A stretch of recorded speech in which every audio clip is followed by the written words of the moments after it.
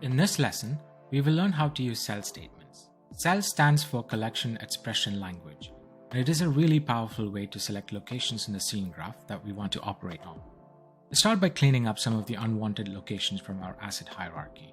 We can remove any locations that we don't want from the hierarchy using the prune node. Press Tab and type prune. I'm going to connect it right below the merge node, where I have merged the camera and the Importomatic together. And I will press the N key on the keyboard to rename it. I'll call it prune_empty locations. I'll also delete the disabled nodes here as we no longer need it. I'll expand the scene graph, and I'm going to remove the locations that I've highlighted here, as these are mostly locations that do not contain any useful data. I'm holding the Control key while left-clicking to select multiple locations. With the locations selected, set the Edit and the View flag on the prune node, and middle-click and drag the locations from the scene graph into the Add statements in the prune node. If you look at the top left corner of the prune node, you can see that this is a CEL widget. On the right side, click on the Add Statements drop-down menu. CEL statements have three different modes available to choose from. These are Paths, Collections, and Custom. We already saw how to work with the Paths mode when we just used it in the prune node, and we also used it in some of the previous lessons. It is ideal to use paths when you already know the explicit paths to the scene graph locations that you want to operate on. But even if there is a very small change to the name of the hierarchy, then any path that we have added needs to be updated as well. Let's look at an example. I don't really like the name of the scene graph location, so I'm going to change it. Let's set the edit flag on the Importomatic, and in the name parameter, I'll change this location name to Assets. If you expand the Assets location, you can see that we now have all the locations that we pruned before added back into the hierarchy. This is because the locations we were pruning are completely different after we renamed it. This is where custom CEL statements can be useful. Although this is a very simple scene and we don't really benefit from using custom CEL statements, for the purposes of this lesson, I'll ignore that. To make learning custom CEL statements a bit easier, I'm going to use the CEL Scratchpad tab. This tab lets you experiment with CEL statements without affecting anything in the scene graph. So let's disable this prune node for now, and from the tab menu, open up the CEL Scratchpad. I'm going to dock it next to the Attributes tab. Click on Add Statements and choose Custom. Let's say that we want to select all the locations under Assets. I'll middle click and drag the Assets location into the custom CEL statement. I can also type in this path, but doing it this way saves us a lot of time and reduces the chance for typing errors.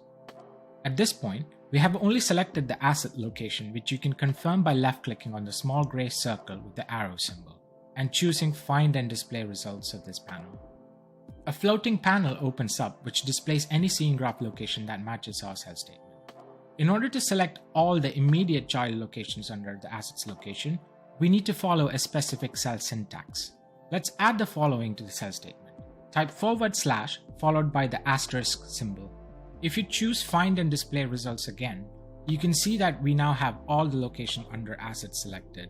But let's say that we only want to choose these specific child locations under Asset. We need to approach this differently. I want to select any location that has GRP in its name. Click on Add Statements again and add another custom statement. I'll middle click and drag the Asset location again into the new custom statement. But this time, I will append that with the / followed by the asterisk symbol, and then the name GRP, which you need to type exactly as it is in the scene graph, including any capitalization. This syntax tells Katana to start searching from the assets location and find any location that ends with the name GRP, regardless of what comes before it. Let's display the results again, and as you can see, it has matched every location ending with the name GRP. If you look at the new custom CEL statement we added, it has a drop-down menu at the top right corner, which is set to union. If you're familiar with the set theory in mathematics, it is exactly the same in this case. Union would mean we're combining the results of both the statements together. Let's find and display the results of each of these statements by clicking on the small gray arrow in each of these statements. What we want here is to select elements that are present in the result of both these statements, which we can do by choosing the Intersect mode. Click on the drop-down menu and choose Intersect. The Intersect mode only selects elements that are present in the results of both the statements. If you now click on the larger gray arrow at the very top, choose Find and Display Results. And as you can see, we now get the combined results of the two custom cell statements we have added below.